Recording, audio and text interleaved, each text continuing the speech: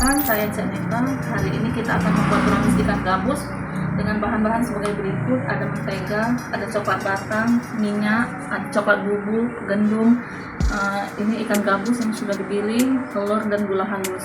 Topping sini. Topping apa? Ini almond. Kacang almond. Sekarang kita ke proses pembuatan. Kita telur campur dengan gula halus. Telur ya.